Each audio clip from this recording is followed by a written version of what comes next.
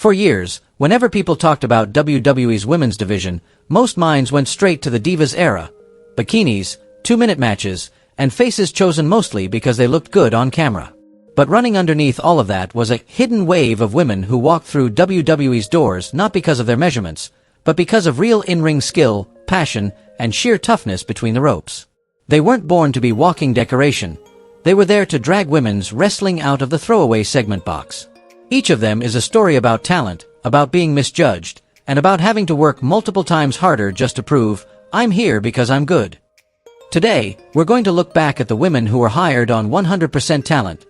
So let's get started. Wrestling Sphere, go. Number 10. Molly Holly. If you're talking about names who quietly carried the in-ring quality of women's wrestling in the early 2000s, Molly Holly absolutely has to be mentioned. In an era where most divas were picked for their looks and bikini contests, Molly was a walking contradiction.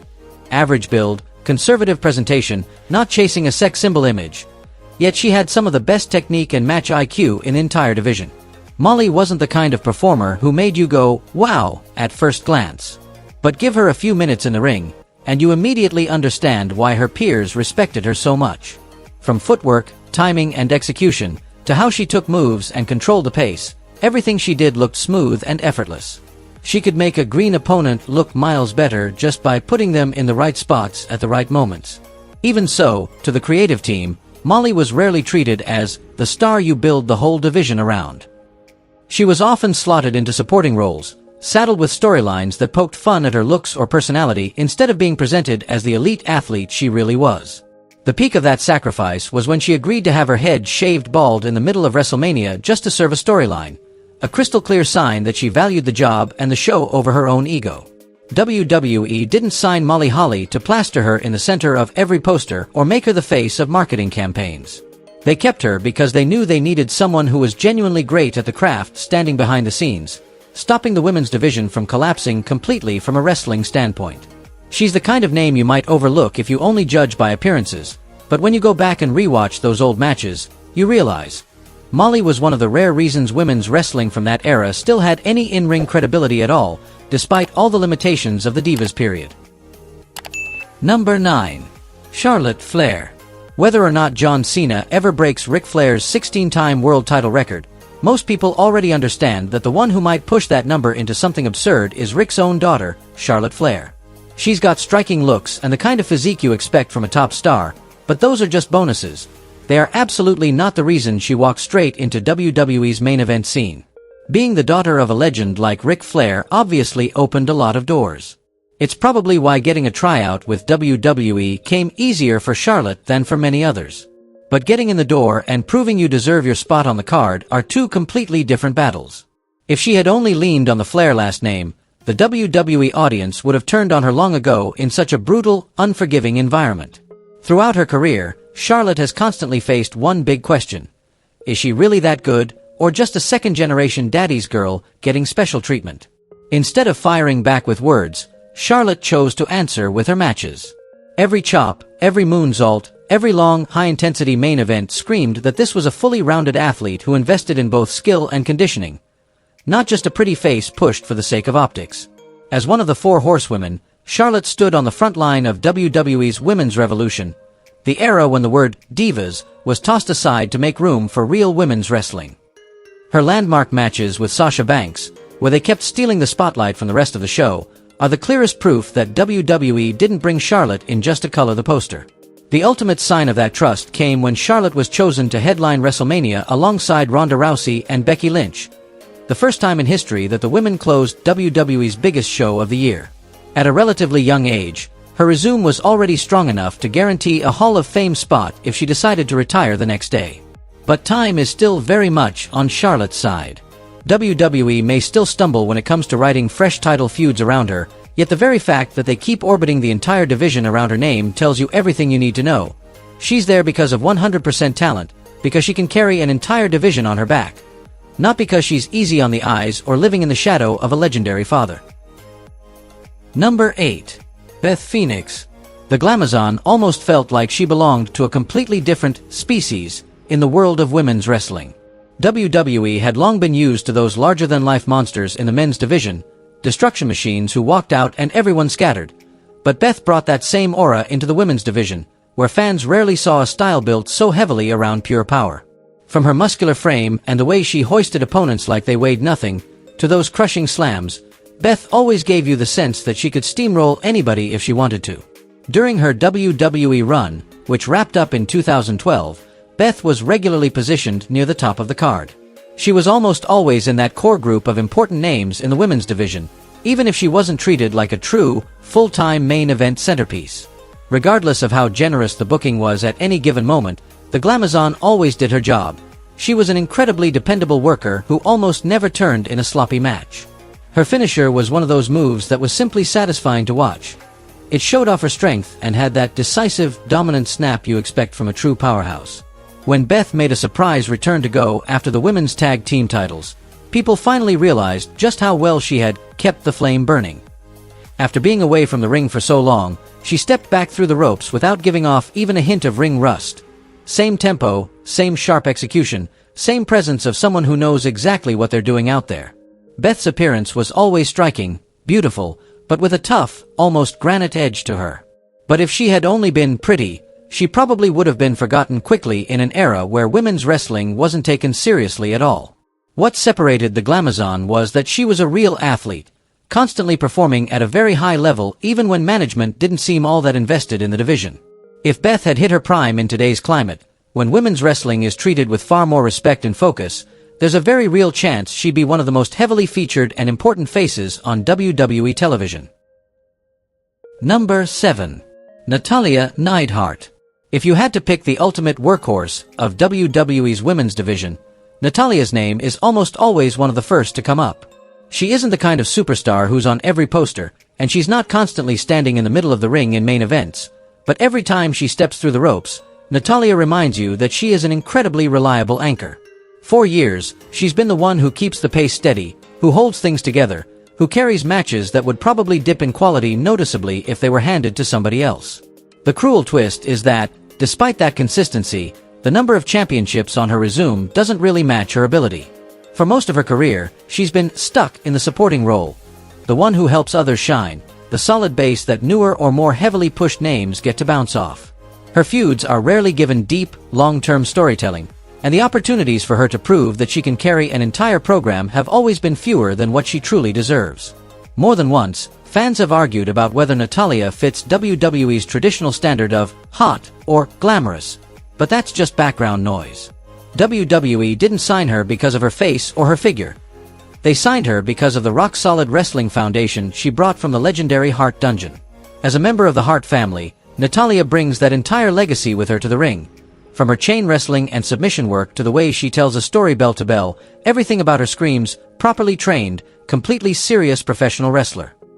Unlike her former Hart Dynasty partner Davey Boy Smith Jr., who wasn't able to stick around in WWE long-term, Natalya has repeatedly shown that she has every tool needed to be a true star in Vince's empire. Even if she isn't always standing in the brightest spotlight, all you have to do is look at how often WWE trusts her with that workhorse role across multiple eras to understand the truth. Natalya is there because of 100% talent, not because she happens to match some superficial, ever-changing standard of looks. Number 6. Chyna. Chyna's appearance was undeniably a massive part of her appeal. One look at her and you immediately understood why people called her the ninth wonder of the world. But if it all stopped at muscles and a unique body type, she wouldn't have left such a deep mark. What truly made her one of a kind was the way she blurred the line between men's and women's wrestling, a line the entire industry had tried to guard for decades. The ninth wonder of the world wasn't the kind of performer praised for high-flying technique or world-class promos, but she embodied a very bold idea. Women could stand toe-to-toe with men in the ring. As the only woman ever to hold the Intercontinental Championship in Vince's company, Chyna brought fans a mix of excitement, tension, and unpredictability, that you genuinely don't know what's going to happen next, feeling that WWE's product today often tries, but rarely manages, to recreate. For most of her career, Chyna actually spent more time wrestling men than competing in the women's division. Every time her music hit, people stopped seeing her as just a female wrestler, and started seeing her as a force of nature who could go after anyone standing across from her. Her contribution went far beyond any gender barrier the business had set for itself. When Vince saw Chyna's build and presence, It's almost certain he decided to sign her on the spot. But even he probably couldn't have imagined that, over time, she'd become such a symbolic figure for the company. That's what makes everything that followed even more heartbreaking. Her departure from WWE, the downward spiral into substance abuse and adult films. The company practically went silent, barely mentioning her name for years as if they wanted to sidestep an entire, crucial chapter of their own history.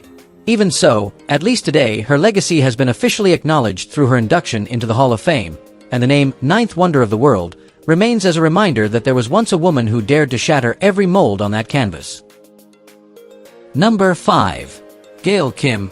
The way Gail Kim left WWE is almost the clearest proof possible that she was not signed just because of her face or figure. If WWE truly valued her looks, they wouldn't have treated her with such indifference. Only after she left the company did Gail finally get the chance to show the full extent of how good she really was. She became a cornerstone of Impact Wrestling, carried their women's division for years, and was eventually inducted into that promotion's Hall of Fame, an honor very few reach. To be fair, Gail wasn't always perfectly behaved by WWE's corporate standards. The moment she deliberately eliminated herself from a Divas Battle Royal, instead of obediently being tossed out in the first minute as the script demanded, is the perfect example. It was both an act of defiance and a statement that she was done with how the company treated women's wrestling. After leaving WWE, she openly said she felt the female talent was being held back, not respected, and she swore she would never sign with them again. Anyone who has watched Gail Kim work can tell you the same thing. She's an outstanding wrestler, blending speed, technique, and ring awareness in a way you don't see very often. Even though she did win the Women's Championship once in WWE, she was never allowed to truly showcase her full skill set there, simply because Vince himself chose to hold her down. By several accounts, the man who masterminded WWE's rise couldn't understand why anyone found Gail Kim attractive and therefore chose to push other women, who, ironically, were far less striking than she was. The obvious question is, how could anyone in a position of power fail to see that Gail Kim was both beautiful and uniquely charismatic? Having to endure racially tinged bias from the top boss of the company understandably left a bitter taste for her. But if you zoom out, the real loser in that situation was WWE.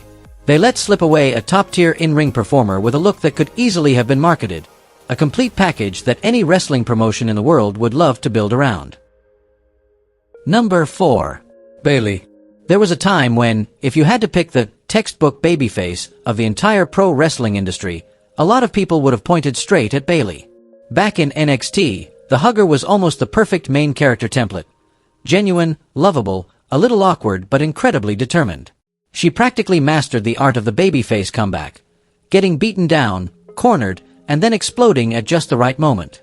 Simply through how she structured her matches, Bayley could pull even initially indifferent fans into the emotional ride with her. But once Bayley was called up to the main roster, the rhythm started to fall apart. Creative seemed to decide that because she was so kind-hearted, her character also had to be naive to the point of being clueless. What began as a kind, strong-willed underdog got turned into a childish, indecisive, constantly flustered figure. Her value on the main roster dropped noticeably. Those heartfelt, goosebump moments that defined her in NXT suddenly felt forced and stopped landing the way they used to. However, when Bayley held the SmackDown Women's Championship, the WWE Universe slowly began to realize that the qualities that once made her so compelling in NXT had never really gone away. The persistence, the way she maintains the flow of a match, the way she draws the crowd into the story. All of it was still there, just buried under years of half-baked creative decisions. As one of WWE's 4 horsewomen, Bayley was obviously meant to be a pillar of the division for years to come, as long as the creative team didn't keep sabotaging her character. WWE didn't sign Bayley because they believed her looks would sell more tickets. They picked her for a rare gift, the ability to build a deep, lasting connection with fans of all ages, from any country. Right now, they're sitting on an incredibly valuable type of talent. Someone the audience wants to protect and grow with through every stage of her journey. If WWE can resist its own self-destructive impulses and truly let Bayley evolve in the right direction, there's every chance she'll become one of the defining faces of this entire era. Number 3. Kharma. Kharma never really got a full, proper run in WWE before she had to say goodbye. From the moment she signed, her role was crystal clear. She was supposed to be the resident monster, the alpha of the entire women's division. One look at her told you why. The massive frame, The slow, stalking movement, that cold, dead stare. Everything about Kharma instantly placed her at the top of the food chain. Like so many heavyweight monsters in wrestling history, she was presented as a walking nightmare, the kind of threat everyone else desperately wanted to avoid. But just as a very promising heel run was getting started, everything suddenly came to a halt. Kharma had to step away from TV due to pregnancy, and the blockbuster plan WWE had cooked up for the women's division was abruptly frozen mid-launch. Her rare return in the 2012 Royal Rumble, a moment that looked like it could kick off a new chapter, ended up being just another unfinished episode, and not long after that, the name Kharma quietly disappeared from WWE. There aren't many women in WWE who can say they scared Michael Cole so badly, he literally eliminated himself from the Royal Rumble to get away from them.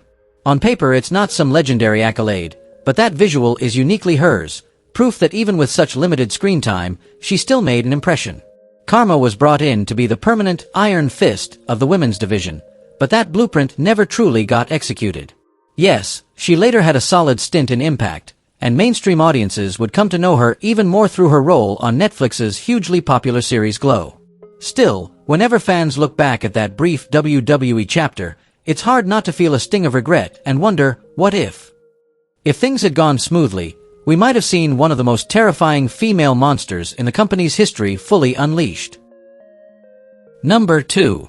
Tamina Snuka. Tamina has been with WWE since 2010, but if you rewind through that decade-plus run looking for a truly explosive breakthrough moment, you'll realize there aren't many. She's practically lived in the background of the women's division in the most literal sense. Always around, always dependable, yet rarely delivering that one big spark that makes people talk for years. Tamina is the definition of a steady hand. She almost never makes major mistakes, but she also rarely breaks past the solid mid-card ceiling that WWE has, intentionally or not, assigned to her. Most of Tamina's opportunities have come more from her last name than from her look or any particular glamour factor. As the daughter of Hall of Famer Jimmy Superfly Snuka, she was born close to the business. Wrestling is basically in her blood. That lineage is what helped her get a spot in WWE and what kept her slotted into tag stories, stables, and matches where you needed a physically imposing presence to balance the scales. But when you look at her actual accomplishments, the picture is much less flattering. To this day, Tamina has never held a single title in WWE, despite taking part in countless championship matches. At 41, the odds of suddenly being rocketed into the centerpiece role and winning a major belt feel pretty slim. That naturally leads to an uncomfortable question. If she didn't have the Snuka name, would Tamina ever have gotten a WWE contract in the first place? Outside of regularly playing the muscle in various tag teams, protecting partners, acting as the physical enforcer, and serving as the looming threat at ringside, she's rarely allowed to tell a story that's fully her own. Tamina was never a signing meant to cash in on sex appeal or swimsuit shoots. She's there because of her bloodline and because WWE always needs someone willing to quietly handle the heavy lifting in the background. The problem is that, with the way she's been used, that presence sometimes fades into the scenery a little too easily. Number 1. AJ Lee. AJ Lee walked into WWE right in the heart of the Divas era, when the standard for women in the company still revolved around short skirts, big smiles, and 3-minute matches you could skip without missing anything. One look at AJ and you could tell she did not fit that mold at all. She was petite, had a tomboy vibe, and her face didn't match the pageant queen look WWE usually favored. But what she did have was something much rarer, a razor-sharp personality and a near-obsessive passion for wrestling. Before WWE, AJ had already clawed her way into independent shows, training in conditions that were anything but glamorous. She'd been a hardcore fan since childhood, even talking about scraping together every dollar she had just to buy tickets to live events. When WWE signed AJ, they didn't get a TV-ready doll. They got someone genuinely willing to live and die for the business.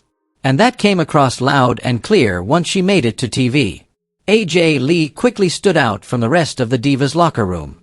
Instead of trying to look flawless all the time, she gave fans a character who was unhinged yet vulnerable, dangerous yet weirdly relatable. Her promos sounded like she was voicing her real thoughts instead of reading lines, and in the ring she wrestled with a pace and intensity that could hang with a lot of the men. Every time AJ showed up on screen, things just felt a little more real. WWE didn't sign AJ expecting her to sell posters or pose on the covers of men's magazines. They kept her because they understood she was one of the very few people who could make fans genuinely care about women's wrestling, even in an era where the division was treated like filler. AJ Lee proved that with enough talent and personality, a small, unconventional woman could steal the spotlight, even if the system around her wasn't quite ready to fully celebrate that. Which name on today's list impressed you the most? Drop a comment and share your thoughts, and don't forget to hit like, subscribe to Wrestling Sphere, and turn on the notification bell so you don't miss any more wild behind-the-scenes stories.